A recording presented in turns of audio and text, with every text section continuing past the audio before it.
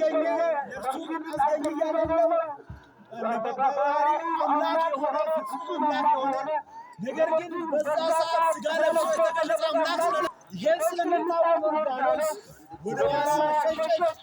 እንዴት አምላክ ወደ እኔ ይመጣል ብላ በፊት ለሙሴ እንደተናገረ እኔን አይቶኝ በፊት ሊቆም የሚችል የለም ተብሎ እንደተጻፈ እሷም መቆም መቋቋም አቃታት፣ ወደ ኋላ ሸሸች ይላል። እንግዲህ ቅዱስ ዳዊት ደግሞ ይሄ ጠይቃታል፣ አንቺ ዮርዳኖስ ወደ ኋላ ሸሸሽ ምን ሆነሽ ነው? እናንተ ኮረብቶች የዘለላችሁት ምን ሆናችሁ ነው ብሎ ጠይቃቸዋል። ቅዱስ ዳዊት ጉያ ከነግራጅን ጊዜ ራወቱ ዋቅኒ ኡመነ መምቶተ መራከንቴ ሰሚራ ከበ ለከዱ ማራሙ ጉያ ከነቲ ገረ ዮርዳኖስ ጋፈ ደሙ ዮርዳኖስ ገረ ዱባ ሸቲ በቀቴ ቱሉዋኒስ akka kormaatti utaalanii rosanatti qulqullichi daawwata akkana jedhee isaan gaafata. Ati yaa Yordaanos gara booda keetti kan deebiteef kan baqattee maal taataniitu? Isinis yaa tulloota akka kormaatti kan utaaltanii maal taataniitu jedheetoo isaan gaafateera. Kanas deebiin isaanii maal taanaadha?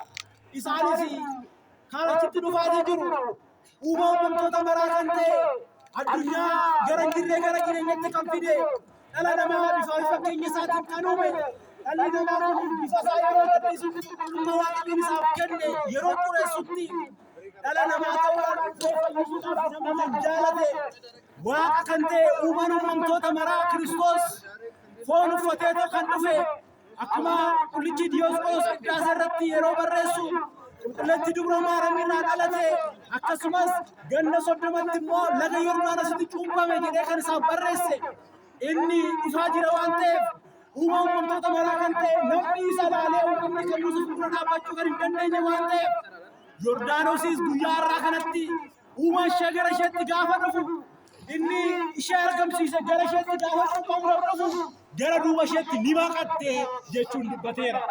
Egaa nutis arjummaa isaatiin kan nu mul'ate cuuphaa isaatiin cuuphaa keenya hundeessuudhaaf guyyaa har'aa kanatti gooftaan keenya Yesuus Kiristoos gara Yordaanositti dhufe jedha. Egaa Yordaanos maaliif filate laata? Bara kakuma keessatti raajiiwwan gurguddoon raawwatamaniiru. ጌታችንና መድኃኒታችን ኢየሱስ ክርስቶስ ለመጠመቅ ለምን ዮርዳኖስ መረጠ የሚለውን አባቶቻችን በአንድምታ ትርጓሜ ላይ አስቀምጠውልናል። ይሄንንም አስቀድሞ አባታችን አብርሃም ዮርዳኖስን ተሻግሮ ከአባታችን ከካህኑ መልከጼዴቅ ህብስትና ጽዋን ተቀብሎ ነበረ። ይሄንንም ደግሞ ነገስታቱን የሰዶም ነገስታት አምስቱን እነሱን ረድቷቸው ክሎዶጎሞርን አራቱን ነገስታት ድል ከነሳ በኋላ ዮርዳኖስን ተሻግሮ ከመልከጼዴቅ ይሄንን ህብስትና ጽዋ ተቀብሎ ነበረ። እኛም ደግሞ በጥምቀት ተጠምቀን ከጌታችንና ከመድኃኒታችን ከኢየሱስ ክርስቶስ ከስጋው ከደሙ ተቀብለን ወደ መንግሥተ ሰማያት ወደ ገነት የመግባታችን ምሳሌ ይሄን ብቻ ሳይሆን ኢዮብ ከቁስሉ የዳነበት አመት ሲታመም ከነበረ በኋላ በዚህ በዮርዳኖስ ውሃ ተጠምቆ ቁስሉ ተፈውሶ ነበረ።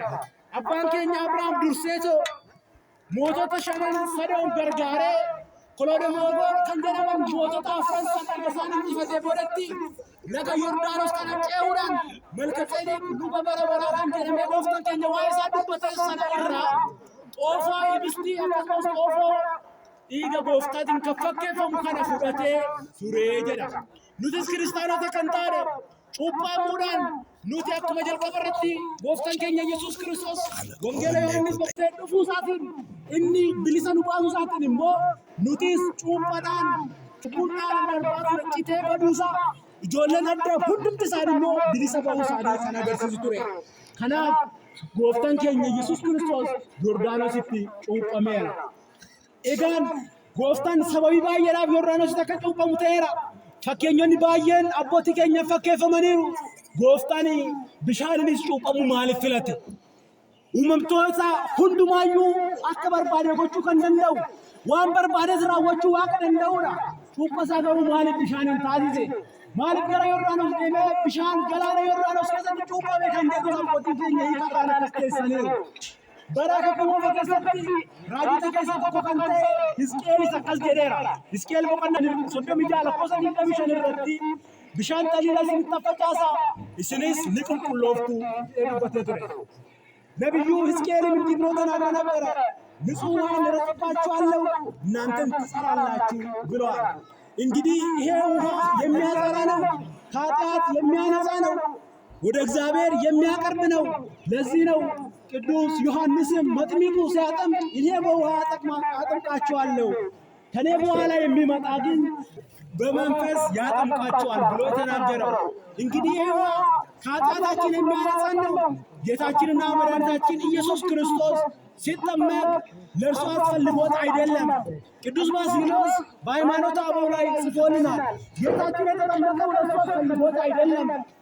ጌታችን የተጠመቀው ለኛ ሊያሳየን አርያ ሊሆነን ነው ብሎ ገልጾታል።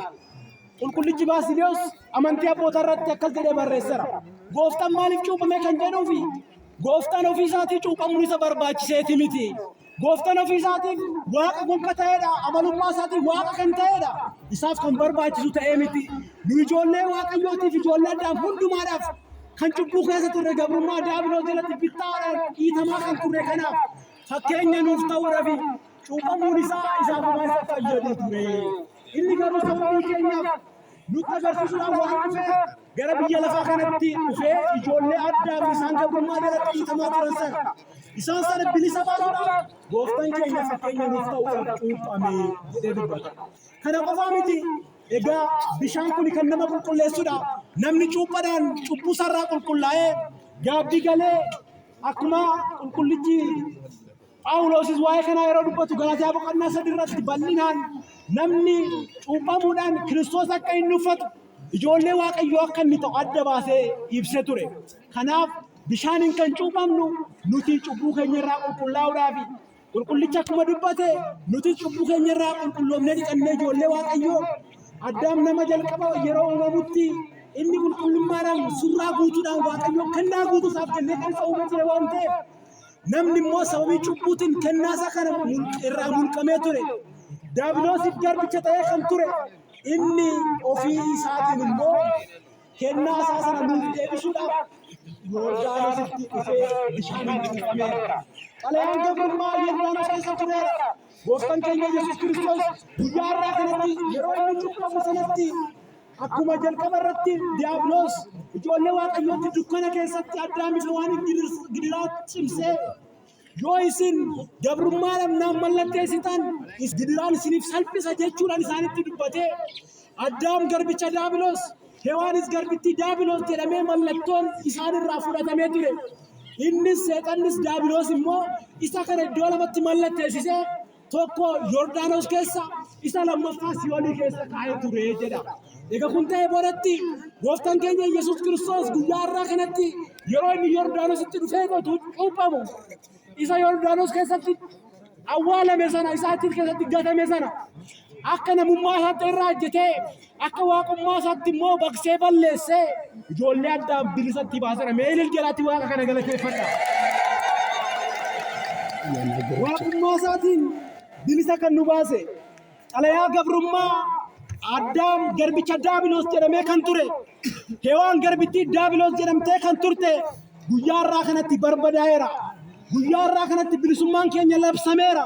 Nuti ijoollee Waaqayyoo ta'uun keenya ijoollee Waaqayyooti malee garbicha diiyaabiloos ta'uun akka nurra hin jiraanne Waaqayyoon gooftaan keenya isarraa dhalannee cuupha isaatiin ijoollee isaa akka taanu abbaa jennee hafuuratti waammannu hafuura ijoollummaa nuuf laachuudhaaf gooftaan keenya Yesuus Kiristoos laga Yordaanos keessatti cuuphameera.